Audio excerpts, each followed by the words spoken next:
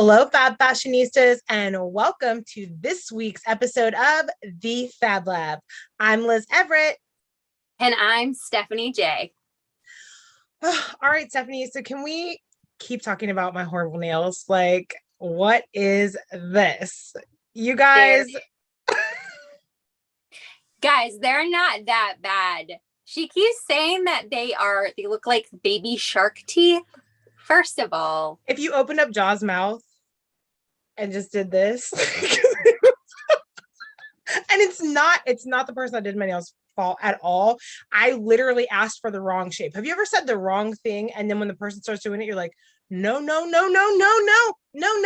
Yeah, that was what happened there. So, a homie always does my nails so perfect. So, this is all on me for real. I mean, even the style besties have a bad nail day, Well, you're having a great nail day. Yours are always fabulous. Well, I need a fill right now, but didn't mean to call you out on camera. Thank you. But it's fine. My girl she's booked out, so I know that I've got a good one, right? But I don't think your nails look that bad. I think they're cute. You always lie to me just to try to preserve my self-esteem. I'm not lying. You have a very finite box about like what you like your nails to look like. So I think anything that deviates from that box, you're like, no, they look awful. I think they look great. I like them. That's so true. I think I have a finite vision for everything, but you know what? Let's get back to this fashion business, darling. So this week's episode, we are featuring denim, and more denim. I don't know about you, Stephanie, but I even dressed up for this episode. I created this black denim jacket with some fringe because later on we're going to be talking about one of the new Western movies that is coming out. What are you looking forward to this episode? First of all, that jacket is fabulous. I'm going to need to commission you to make me one. Thank you. As my style bestie, like, why don't I have one? That's what I want to know. I didn't know it was going to be this cool. Otherwise, I'd have ordered both of us one. Okay. Well, late birthday present. Yay. Oh, wait. Christmas is coming up. True story. Perfect. Your birthday present was a ticket to see Brandon Maxwell. Okay. He designs for Lady Gaga. I'm so sorry that you now want a jacket. Well, I didn't know about the jacket. Anyway. I don't look a gift horse in the mouth, by the way. I'm very excited about Brandon. Stop. I am very excited about Brandon Maxwell. Don't get it twisted. No, I'm taking someone else and you're going to get this jacket. Thanks. But this week, I'm very excited about our Fab Lab Analysts.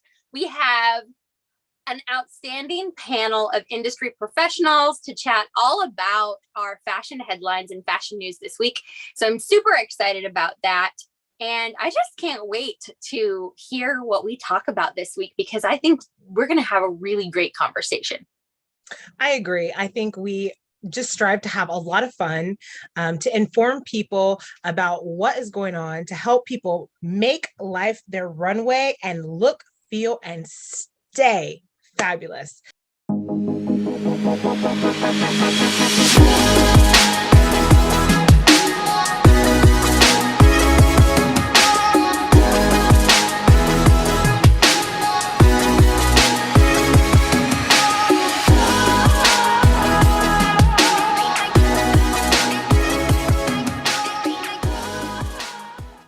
Welcome back, Fab Fashionistas.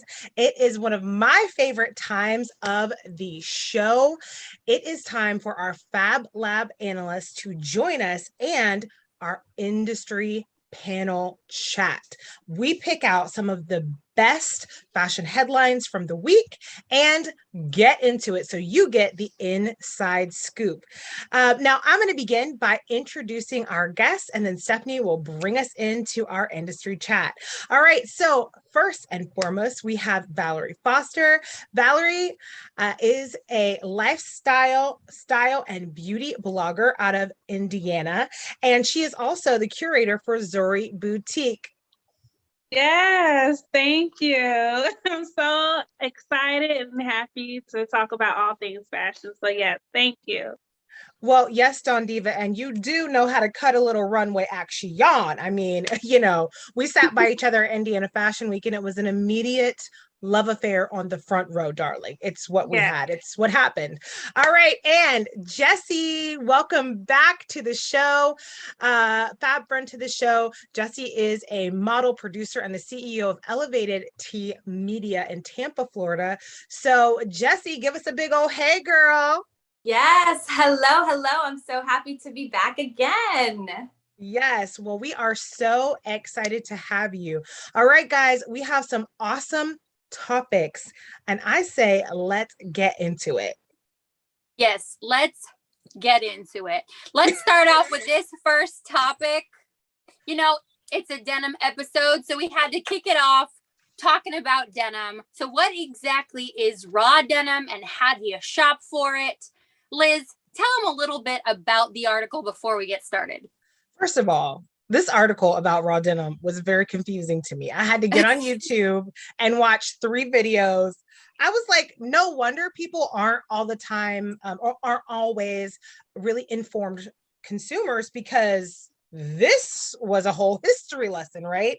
Now, the article talked about raw denim versus distressed denim. Basically, raw denim is denim that hasn't been through the wash cycle. So you really wear it in yourself. And it actually, if you're a lover of really high-end fashion, you're going to be a lover, I feel, of raw denim, because the wear is all your own. It really becomes kind of your own pair of jeans. If it's a distressed pair of jeans, then the wear has happened for you. Someone else basically wore them in for you. Raw denim you wear in for yourself.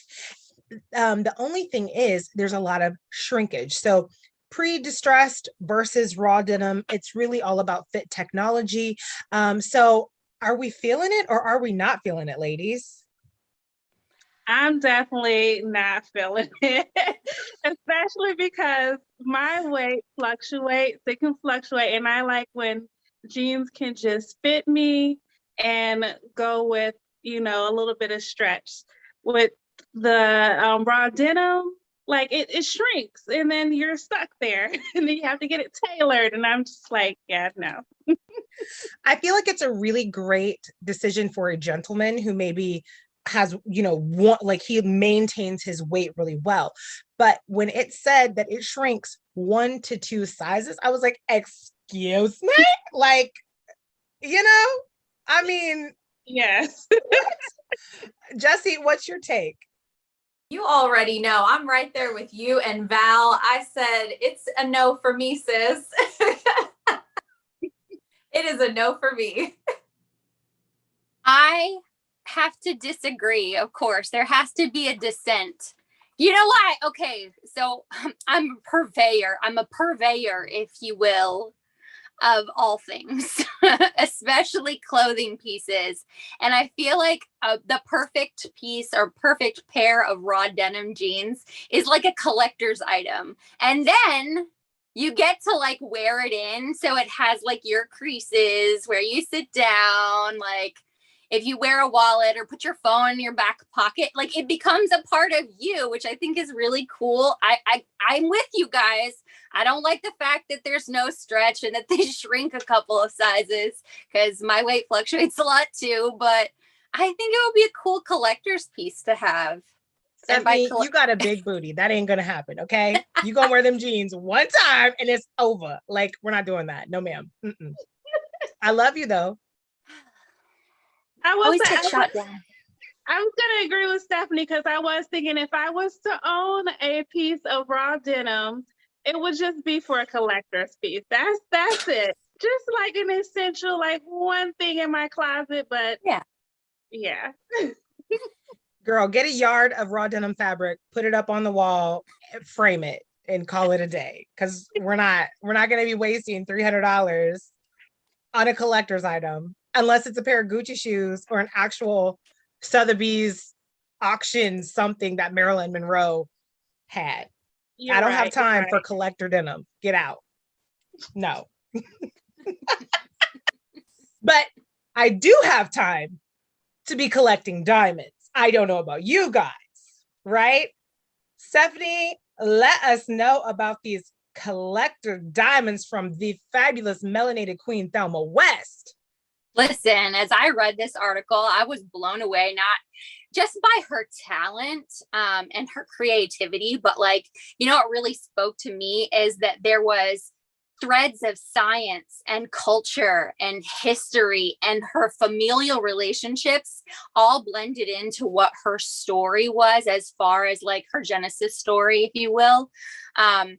So Thelma West, she is a jeweler, and not just any jeweler. I mean, she's designing pieces for the likes of Rihanna and Zendaya. So she's out there, she's doing the thing, and she's got some gorgeous pieces. The Rebel Diamond piece that she designed for Rihanna might be my 10-year anniversary gift. I'm just gonna have to send it to my husband. Like this is my upgrade, honey. You gotta know that this is what it is. He's gonna be like, nah, fam, that's not it. Jesse, how are you feeling? What were your thoughts about Thelma West's designs and really her story to what's brought her now to where she is? What I loved about her story was she said she created her own seat. And that was probably my favorite thing about the article. There's so many different things that we're also qualified are when we talk about, I just didn't have this opportunity, or I just didn't, no one made space for me in this way. And it takes that tenacity and that power within to just make your own lane. And I think so many of us are right on that same train. And I loved that part about her story for sure. Absolutely. Valarie. Totally agree. Yeah, I have to totally agree with that, because I think in every industry, representation matters. And in the diamond industry and the fine jewelry industry, to see someone who is not only doing it, but doing elegant yet outre diamonds and designs that are just so fabulous. I mean, she had to be 10 times better, because she was the only woman at the table sometimes, and then the only Black woman at the table other times, or the only Black person at the table times, outside of that. So I say yes to it all. Valarie, how are you feeling about Thelma West and her designs? Yeah, Thelma West, well, her designs are beautiful. They're gorgeous. I love the colors and the cuts that she just designs out of all that, it's just beautiful. But also her story, as everyone said, like basically she's just had to create her own and create her own seat at the table, especially being a woman of color, being in that industry where it's, dominated by men, not only that, white men. So it's just, amazing that she was able to navigate through that. So, yeah.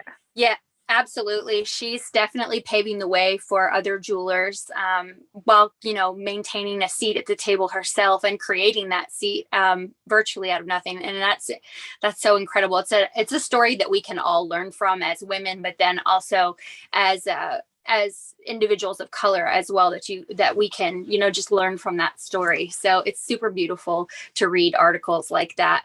And that brings me to our next topic. Marc Jacobs takes over Bergdorf Goodman for an after dark experience.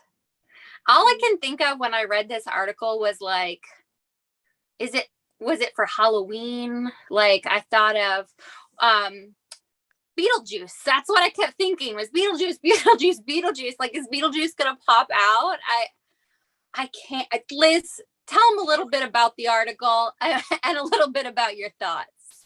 Well, I gather that it was a night at the museum theme. Basically, Initially they brought up Twilight in the article, but then by the end they said that Linda, one of the main curators at Bergdorf's, said that it was a night at the museum themed thing. So I ultimately it was the launch of Marc Jacobs' very limited exclusive collection with Bergdorf's, which I think is absolutely amazing. Now, what we know is that designers and brands all over the world are really curating experiences, because when it comes to having a brand, whether it's a fashion brand or computer brand, I don't care what kind of brand you have, what is now really important is how people experience your brand. So ultimately, Homeboy wanted to do, you know, his own exclusive brand experience to kick off his new line. I just think that the description of it was a little weird. However, I think that the experience probably was really great, because in the article it said you walked in and they handed you a flashlight and they said, look around. Personally, I'm not that type of person. So yeah, all of you who are on the panel right now, you know me. I would have been like, look around exactly where to where. I'm not going to be brown in the dark just looking around. No, thank you. Nope, not doing it. So therefore, okay. So Valarie, would you be brown in the dark just looking around? Absolutely not. Sounds like a bathhouse scene to me, okay? Like, we're not doing this, okay? All right? Especially not in New York City and not at Bergdorf's. No, it's a no for me, fam, okay? So just bring us in. Would you have taken the invite? I would have taken the invite to be there 100%. Now, when I got handed a flashlight in the dark, that probably would have been a different story as to how I proceeded after. And then to find out that they were real people, again, almost going to what Stephanie said, like, was this for Halloween? But to your point, Liz, you know, it really is about experiences. So when you think about what everyone had gone through to like go through that whole experience and then afterwards talking about everything, I mean, there was absolutely some level of excitement there. Definitely. I couldn't agree with you more, Jessie. If someone handed me a flashlight and then what I found next was a creepy woman reading tarot cards, I'd be like, nope, Jesus, I'm out. We're gone. That's the end of the story. But then, however, it was a very star-studded event. It was well attended. There were some really amazing performances. I'm sure in the end, it was a fashion spectacle, of course, and you want to be in the room for that. And it is about the experience. We're just coming into a time where it's not just about putting on a fashion show anymore. Everybody wants to kind of like one up the other and what they're doing either on the runway or in the streets of Rodeo Drive if you're Gucci. I mean, you know, you just don't know what's going to be around the next corner. So you want to really just up that ante every single time. Agreed. I mean, at the end of the day, fashion and all of its versions and all of its visions, people forget that it's about sales, right? And so, you know, this ultimately was a great way to drive sales. It's just that that particular article made it sound a little strange. But hey, you know, just as strange, you guys, as Elton John at Walmart. So, you know, let's get into it, okay? So Elton John is releasing a signature eyewear line. It has already come out at Sam's Club, but will also be available at Walmart, and they will donate annually $1 million to Elton John's AIDS foundations. And we also got a sneak peek at some of the eyewear fashions in the article. So Stephanie, were you into any of them? Would you have worn them? Will you wear them? Because I know you and I are both big Elton John folks. Well, hold a second. Hold on. I have an accoutrement, if you will. Okay. All right. Yeah. I gotta give Elton John if we're going to talk about. She understood the assignment. You know, these lights in my eyes, not so much, but I didn't think about that. So I'm here for the Elton John collection with Walmart and Sam's Club. I love the fact that he's making eyewear, or fashionable eyewear, if you will, accessible to the masses. I really love that their goal is to ensure that there is a frame for everyone, which is super cute in my mindset. And the fact that he's gotten them to donate that money to AIDS research is phenomenal. It's not just him out here trying to make money. He's out here trying to be better for the people, which I love. And I also love that they say it celebrates confidence, self-expression, and authenticity, because who doesn't want to be a better version or a more authentic version of themselves, right? Absolutely. Valarie, are you a big Elton John fan? I'm not too, I mean, I'm familiar with his work, but but I am so a fan of this line, especially because it has, great meaning behind it. He's giving, or Sam's Club and Walmart is giving to, his foundation. That's amazing. And then also, it's something for everyone, like the colors, and then there's an everyday eyewear, sunglasses. I love it. So Me too. Can you feel the love tonight, guys? I sure can. Jessie, fill us in, girl. What are your thoughts? I think it was really incredible. Like Stephanie had mentioned, the inclusivity in terms of his design. I think any fashion that also has a great cause behind it is a yes for me, and it's Elton John. Like, I'm a huge fan. As soon as I read the article, I was like, yes, whatever it is, yes. Totally agree. Well, Stephanie, maybe next time they'll get you to create 2 pairs of glasses for the line upgrade. I hope so. Let this be a marketing tool. Pick me for your next ad campaign. I'll design them for you and wear them too. Speaking of things I would wear, let's talk about Primark launching their circular denim collection for Ellen MacArthur's Foundation redesign project. Liz, tell us a little bit about this article and your feelings on it. First of all, I just want to say when they said circular denim, I was really confused about what kind of circles are going to be on the denim. I didn't realize they were talking about sustainability right away. It took me, I had to read into the article and I was like, oh, okay. So it being circular is about sustainability and about being very easily recyclable, right? So if we have products and fabrics that are very easily recyclable, it makes it circular because it can go into the earth and come back type of thing, right?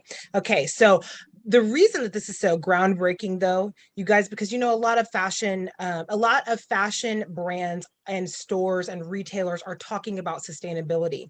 The reason that this is so cool is because Primark is a fast fashion retailer, which we know many people and many groups are sourcing fast fashion, which means stores like Shein, Boohoo, Primark, Walmart, all those kind of places. Those places use fast fashion operations, which create higher emissions, all kinds of different things, chemical problems in the earth. So really them combining their efforts with the Ellen MacArthur Foundation redesign is huge because they really are trying to create different ways to think about it. Now, Primark also combined this with some different KPIs, right? Some different key performance indicators about how they were going to change and challenge the way that they do business and the way that they feed into sustainability as a whole within the fashion industry. So overall, I'm hopeful more than anything with this collection. I'm really hopeful that we see more retailers and more designers doing collaborations like this so that we can elevate the fashion industry and do our part in saving the earth and in helping with climate change. Peace, my sisters. I agree. Jessie, get in here. Listen, I was like, yes, preach. World I was peace. here for it. One of the things with fast fashion and when they talk about sustainability is a lot of clothing. When you think about it, when people order a lot from online, they don't get the opportunity to try it on. So instead of sending it back, because fast fashion clothing pieces tend to be a little inexpensive, they'd rather just toss it aside, give it away. It's like, oh, it's such a hassle to try to ship that stuff back, right? So what's happening is those landfills are filling up with all of these unused clothing. So anytime that fashion trends or different brands decide that they want to go to a more sustainable future, I'm always 100% behind it. Yes. And for them to be fast fashion and be at the top and the forefront of this is awesome. I think a lot of brands need to go in this direction. So I hope to see that, definitely. Yeah, I think it's a great idea and a great partnership. I think one of the most beautiful things about what's happening right now in the world in general is all these phenomenal collaborations that are happening so that people can expand their brands and expand their market, as well, and expand how they impact the world around them. Steph, are you collecting these jeans too? No, because they're not raw denim, but whatever.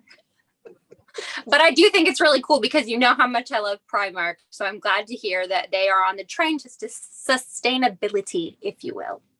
Agreed. Yeah, Primark has been a favorite of both of ours for the last few years. I think Stephanie introduced me to Primark through this fabulous leopard furry coat that we both still wear at Fashion Week sometimes. And she just makes us feel very Vogue, if you will. We're so into her. So, it is what it is. Speaking of Vogue, let's talk about, and I wore my jacket, you guys, my fringy jacket that I recently did, my black denim.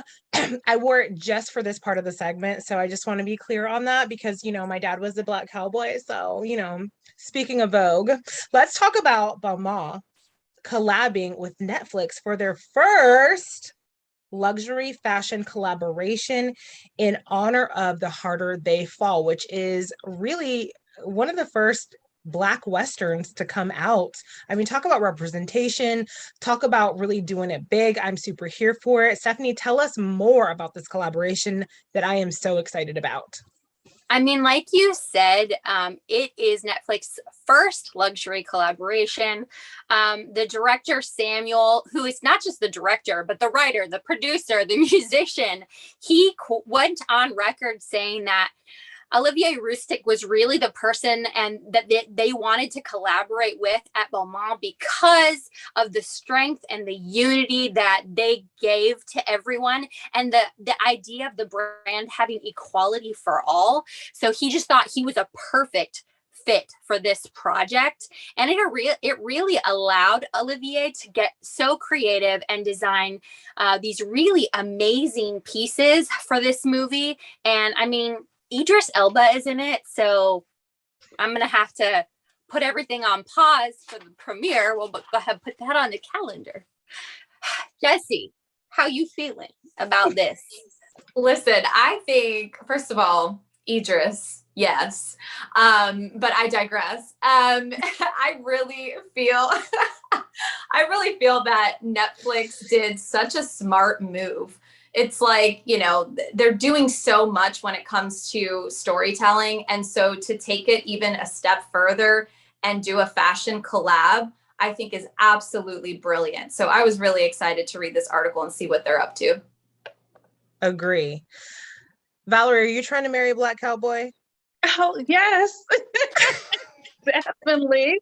Yes. And I think this collection is just beautiful. Like the pieces are awesome. The fringe, the suede, the browns. I'm here for it. I think they're warm. And the impression that I get from him is that he's a very warm person. I love the class that he showed in the article too, really just saying like it was such an honor for him to be able to design, for this project. But you guys remember, he also was the one who designed Beyonce's homecoming outfits. He was one of the main designers on that, and the sweaters that she wore in yellow and in chaparral pink, they were both through Balmain, so you could buy them through them, and he just created such an incredible collection with both of them. So I just love where he comes from as an artist, and I love what he does with the brand and just the beauty of everything that he does. I love the way he celebrates a body, if I'm being honest. Yes, for sure. And I totally forgot that he collaborated with, or not collaborated, but in a way with Beyonce. Those pieces were gorgeous. And then for him or the brand, to collaborate with Netflix is just so out of the box. I would have never thought that they would be in fashion. We will see that. So. Valarie, you have the best laugh ever. Side note. Thank you. I love it. I love it. Yeah. My dream dress, my dream outfits are all made by him. So, the day that he makes a custom dress for me, you guys can get my pink glitter casket and bury me. It won't matter after that. There's nothing else for me to wear after that. That's just what it is. So Are you still getting rhinestones on your teeth? yeah, I want rhinestones in my teeth. I want pink velvet gloves with whatever he wants to design. And then I want my casket like spray painted glitter pink. So, whoever can sing whatever, I'll leave that up to you guys. But yeah, I'm going out. Bury me in Balmain. Love it. Well, you guys, this has been so much fun. Oh my gosh, you guys are so great. We have discussed all of the top topics in fashion and in the fashion news, a little bit of celebrity. Everybody give Stephanie a big hand clap because she's the one that curated all of this whole rundown. So you're killing it, Steph. We're just giving you a round of applause. Thank you so much to our amazing guests as well. You guys are friends to the show. Welcome anytime with your gorgeous selves. We just had so much fun with you, our Fab Lab analysts. You guys, these ladies are just fashion insiders who are just serving up that tea and helping you get informed and get in good so that you can look, feel, and stay fabulous. All right, we will be right back here on the Fab Lab on Mocha Media Network.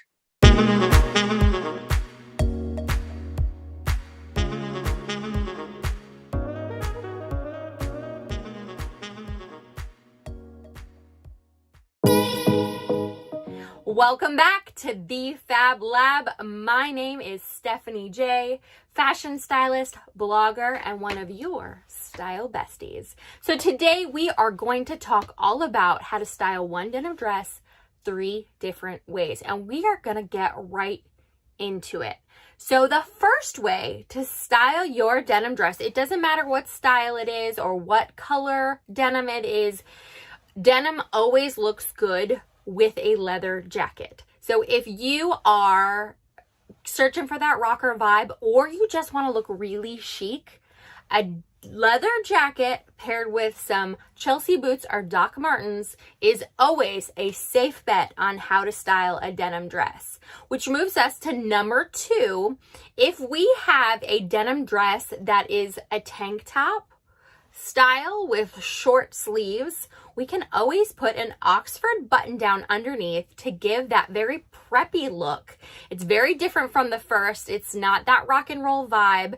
It's that very preppy, very put together look. You could wear this to the office or maybe for a dinner function and you would look super, super cute.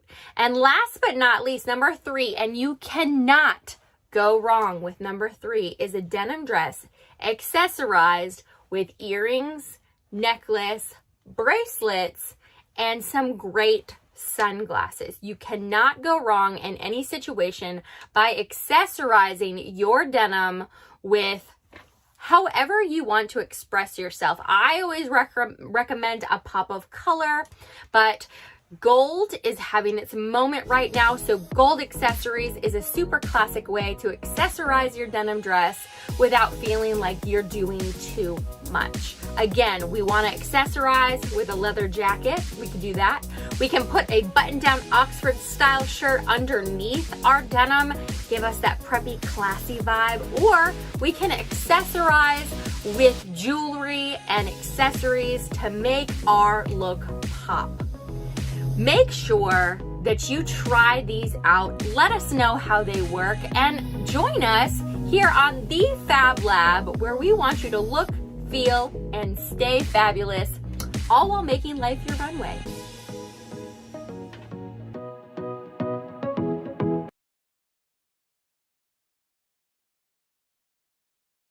Hello and welcome back to the Fab Lab on the Mocha Media Network. My name is Stephanie J and I am a stylist, blogger, and one of your style besties. And this is my lovely co-host. I'm Liz Everett. And today we have a treat for you. We have Aria Cavaliere, owner of Parlour Vintage. She is a stylist, a vintage enthusiast, and she's also a musician. She is a jack of many trades, and we are so excited to have her today on the Fab Lab. Aria, go ahead and introduce yourself and tell us a little bit about your business, Parlour Vintage. Sure. Well, first, I just want to say thanks for having me today. And I guess to start, I've been selling vintage for a good part of like almost 20 years. I got started selling when I was in college, actually, just because I've always collected it and I've always been like really obsessed with it. I started collecting in high school.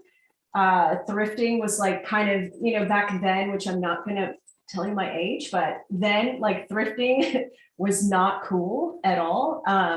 But that's how I got started. I went to Catholic school and I had to wear a uniform every day. And being young and not having like money to buy expensive things, I always went to thrift stores so I could find like unique things that would kind of set me apart from the rest of the crew. So that's kind of where it really started, was just, scouring these thrift stores and finding these like really unique pieces. And then the overflow of my collecting, it was kind of, I got to do something about this, it kind of started to burst at the seams. So that's when the selling part started to kick in as I got older. Do you have, what is your favorite find that you've ever found of all time? I mean, golly, there's so many. I mean, probably my most like epic find was years ago in a Goodwill bin. Like, they have Goodwill outlets where you can dig in the bins. I found a vintage Schiaparelli hat, just like in one of the bins that I was like, what? I think I just passed out. Yeah, I don't. It was like, and I still have it to this day. Like, I don't, there are some things that like I can sell and some things that I can't. And that's one that I think is gonna have to stick around for a while. Oh my God.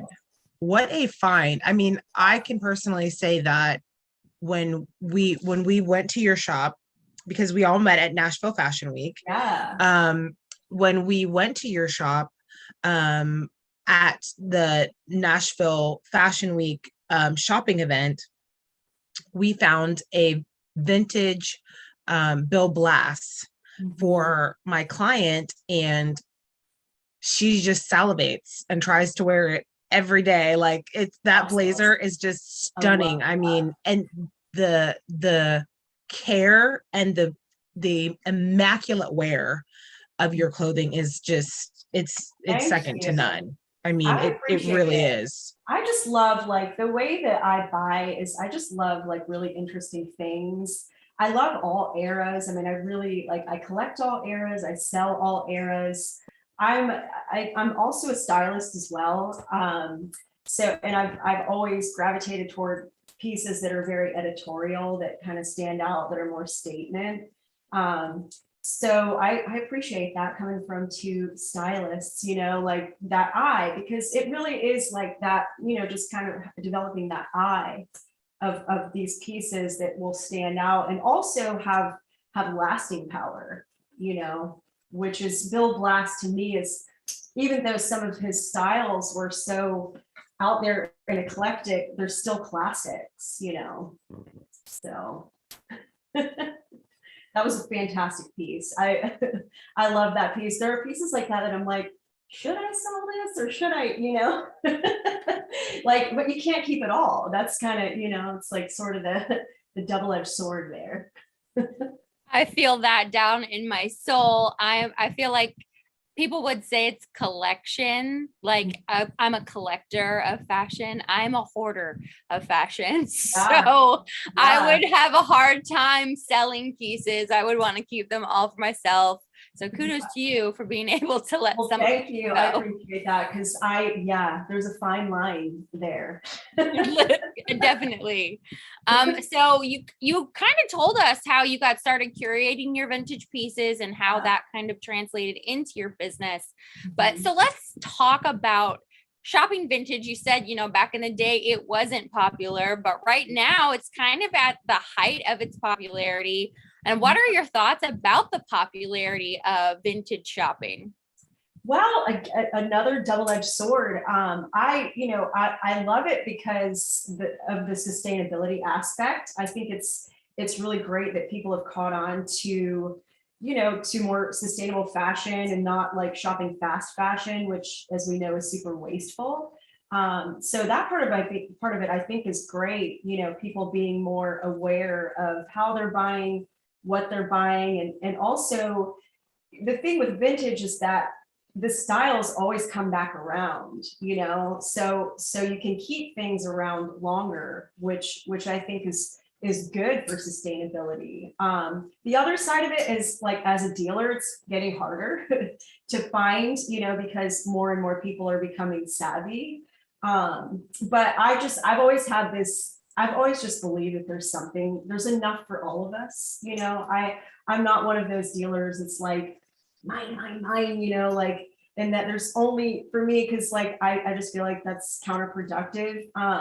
So I truly do believe that there's enough for all of us. It's become, I will say that it's become a little more challenging because it's, through the years, and especially I feel like, not post COVID, because it's still going on, but as we travel through, COVID, I feel like people are starting again to become more aware of like their buying style and how their wardrobes represent themselves. So, well, I think part of the reason that you feel like that is because you have such a beautiful spirit. I mean, like, you have such a beautiful spirit. Seriously. Thank you. You really do. And I feel like you can see that in the pieces that you curate. You can see that I feel like you can see so much of a person's personality, whether you're a designer who's creating a collection or you're a buyer or a stylist, you really can see a lot about that person in the work, that they put out. What if someone has never shopped vintage before, right? Because to me, a lot of people that shop vintage are statement makers, right? They're like, I want something that, fill in the blank, bright, Right. sassy, got pizzazz, whatever. Yeah. If someone has never shopped vintage before, what are 2 tips that you would give them? Well, I think the first thing is like being able to identify what a true vintage piece is. I think too, now there's so many vintage inspired lines that it can be hard. I mean, I'm even tricked sometimes with fabrics, I'm like, whoa, that looks so vintage, but it's not. I think the first thing is to look at labels, to look at the label, because you'll be able to tell. And once you become more and more savvy with buying vintage, you'll recognize when a label's vintage or not, by label names, also like the wear of a label, because, vintage labels are going to be more faded or stained, or so that's one good way to identify. Another way is just fabrication and construction, because you can tell the difference in quality of fabric and the way that the garments are constructed too. You need to break that one down, sis, for real, because I don't think people know. Not 90% of people do not know what fabrication is. Yeah. And they also do not understand construction, right? Which is a lot of times why people purchase fast fashion pieces, because they don't understand the difference of the fit. Yeah. Or they won't get it tailored. So can you break down fabrication and construction for us? Because I think you're going to help a lot of women and a lot of gentlemen dress better with just these 2 pieces right here. Yeah, I mean, as far as like fabrication goes, like I can always tell by a print. I'm a print person. I love texture, I love print. You can always tell by a print if it's vintage. You can start to identify era, like, you'll find psychedelic prints, that's an era. Floral prints, smaller floral prints could be like 40s or 50s. It's also the feeling of the fabric. If you feel the fabric, you can feel, oh, this is a cotton, or this is synthetic, and I don't have any problem with polyester or synthetics, but you can really feel in a fabric, is this, good quality? Is it not? Is this like an older fabric? Is it new? And I think the more savvy you become, the more you'll start to recognize the different fabrics. As far as construction goes, I mean, you can pull out, when I'm doing I call it my treasure hunting. You can pull out a dress from the 50s and just automatically recognize, like, whoa, this one is made really solid. It might have some damage, and I'm all about resurrection. I'm all about, like, even if it's like beyond repair, I'm like, I'm gonna resurrect this thing. But you can just tell by the way a garment is sewn, by the way that it's constructed, the way it's tailored, that this was a different era. Because when you look at newer garments now, they're sewn so fast and thrown together so fast, it's like you move and it rips, so that's something really to look for, is this constructed? How is this constructed? And you can tell, like, manufacturing too, like, once you start getting really into certain eras, what is mass produced and what is not. And a lot of, the older pieces, because back then, I don't know about you guys, but my grandmother made everybody's clothes. So you can find a lot of hand sewn stuff that's just beautifully made. So I need to hear more about this record, Miss Ma'am, because, I love that we get an opportunity to show our good friends range. A lot of times creatives get kind of bunched into like one lump, so it'll be like an actor and then they go, oh, who knew she could sing? Or, you know what I mean? Something like that. And I'm like, well, they're a creative. So I knew there was something else creative in there, so we are so excited. Like, tell us more about, what you're recording and what your inspiration is. Yeah, well, I appreciate that. I've been writing a record for the better part of like 4 years. I've sang my whole life, but kids and family and stuff, and kind of, we drift in and out of things that are passions and such. So I'm in the middle of recording right now. It's so hard to put like a name or a genre on, how like with artwork sometimes, or like your medium, it's like, what is this? But I'm a piano player, I'm a songwriter. I feel like it's gospel. That's what I love to sing. So it's like a gospel rock record, if I could really lump it into a category. And yeah, it's been a really fun process. It's been really fun. It's been a labor of much love. I'll put it like that. So I'm excited to finally be putting it out into the world, hopefully soon. So. Well, we are so excited for you that I can't wait to hear it. I know Liz probably imitates my sentiments exactly, but we're so excited for you. Hey. And we want to thank you for coming on today. We just really appreciate you taking the time out of your, I know, very busy schedule. We appreciate you. But first of all, I want you to tell people where they can find you on social media. Yeah, so you can find me on Instagram at Parlour, Parlour, vintage. That's my Instagram handle. I'm also on Facebook, and I have my website as well, which I feel like it's like websites, like they're kind of a thing of the past. Like Instagram's kind of like the jam right now, but it's parlourvintage.com. And I don't have a TikTok yet. I can't quite get with the TikTok thing, but maybe we'll see. So. Well, you're not the only one that can't get with the TikTok. I really did try at the pandemic, but it just was not happening. I know. I'm kind of like, what is the? Okay, I'm just going to leave that there. I have to say the same. I like to watch TikTok, but it takes so much brain space that I don't know what to do with it. Yeah. And I think too, I mean, me like not really being the tech person, like it's like the editing part, I'm like, whoa, this is just too complex, so, but more power. It's a great platform. So it is a very cool platform. Maybe we can all take a class together and figure it out together. Let's do it. I'm totally down for that. We can hire like a 22-year-old to teach us. Exactly. We might want to hire a 14-year-old. I feel like we would have really great results and we might learn some cool dance moves. That's right. Yes. We might, but then I would have documentation of not cool dance moves. So maybe we just leave them to teaching us how to do it. I don't know. That's right. But Aria, we are so thankful to you. Thank you for taking your time to come and speak with us and tell all the people about vintage, how to shop for vintage, and things to look for. We appreciate you.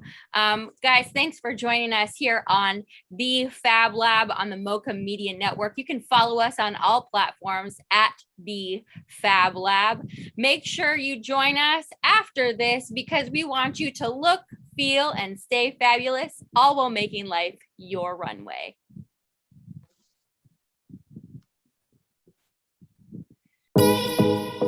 Hello, Fab Fashionistas. It's Liz Everett here, your style and beauty guru, award-winning image strategist. And I'm so excited about today's segment because I love denim. I am rocking my denim jacket that I recently embellished myself. And so I'm so excited to share with you guys more on denim. You know, Stephanie and I just got back from Nashville Fashion Week a few weeks ago as well. So of course, we were so inspired and we had to do something here on the Fab Lab all about denim, denim, denim. So let's get into it. Oh, before we get started, make sure you head over and follow us at the Fab Lab on all platforms and follow me at Styled by Liz Everett. All right, guys, let's get into it. So the first trend. Now this is a trend you're seeing in all different ways and fabrics, but one of my favorites is the denim bucket hat that Rihanna is rocking. It is double denim and she looks absolutely fab. Now, the bucket hat is the hat of the moment. So you can do it in any different fabric, but denim is your best bet to stay fabulous and on trend. Second, we have the girl, the myth, the legend, J-Lo in denim on denim. Now, this is a fab look because it is two colors of denim together. Now, often people think that you can't do that, but you really can. You can do it with a matching denim or a mismatching denim. You just have to make sure that the colors in between are monochromed, and she did a really great job with this. So you guys try it out. You may find an ombre denim that you want to try as well. Just think outside the box and get really inventive with your denim. All right, guys, and the third and final celebrity denim trend is Mickey Guyton in a ripped denim jacket. Now, I love a ripped denim jacket. Matter of fact, I love ripped denim, period. When I was a little girl, my sister Linda used to wear ripped jeans when that was really in style. So, you know, I grew up just thinking that ripped jeans were just the height of being fabulous. So try these ripped denim jackets. They look so great. You can pair it with either another pair of jeans or like a black pant. You can wear it over the shoulders. There's so many different things that you can do with it, or you can embellish it like I did with this black denim jacket. However you try it, just remember, make life your runway. We want you to look, feel, and stay fabulous here on the Fab Lab. All right, guys, we will see you in just a little bit after the break.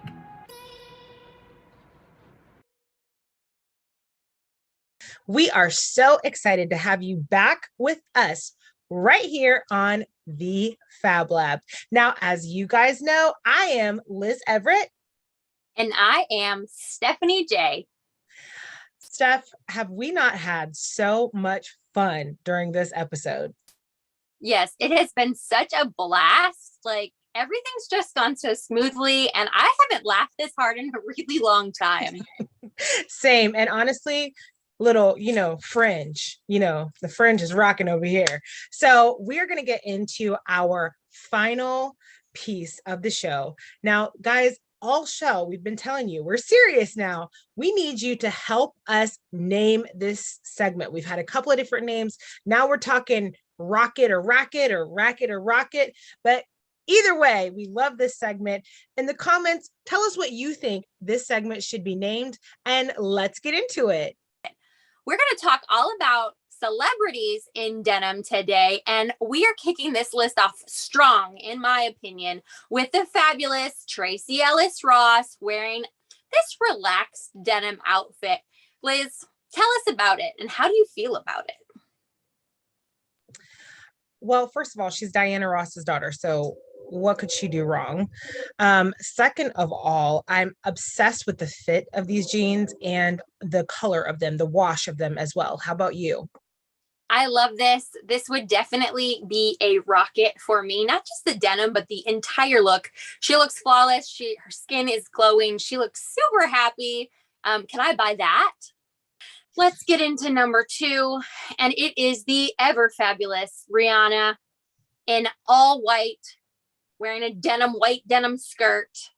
I am here for this look. She looks fabulous. All that comes to mind is all white, looking like milk, whatever the song is, all white bot, whatever the word. Why do you know these rap lyrics? I don't know.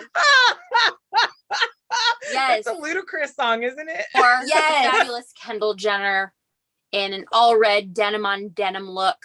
I love this. I would rock this. I would rock the entire outfit. Well, maybe not the crop top, but I would rock this. Yeah, rock it. Ship it, rack it, burn it. No. Nope, not even a little bit. And the reason is not even anything to do with the actual denim. It's because I had a pair of red bongo jeans back in the day. All right, guys. So that was so much fun. Remember, in the comments below, tell us, do you want us to name it Racket or Rocket or Rocket or Racket or Ship It or Wear It? Or what are you thinking? We need your help coming up with a name for this super fun segment. Thank you so much for joining us this week. Stephanie, what was your favorite part? I love the Rocket or Racket or Rocket or Racket segment, whatever we're going to call it. I love Wreck-It this Ralph? segment. Wreck-It Ralph. I love this segment because we could just laugh and really dive into like what we feel personally about these style items and how we would infuse them into our own personal style. So I really just love this segment. I do too. I also love that I feel like people don't often get an opportunity to think about how to, or the verbiage, or for how to talk themselves through whether or not something works. So I love this segment for that, but I also had so much fun with our Fab Lab analysts. I have not laughed that hard in a long time. Yeah, our industry professionals are top notch, and we are so blessed to have each and every one of them, I should say, to join us here on the Fab Lab. I totally agree. All right, guys, remember to follow us on the Fab Lab all across social media. We absolutely love having you with us, and we have so enjoyed being with each and every one of you today. Thank you so much for watching.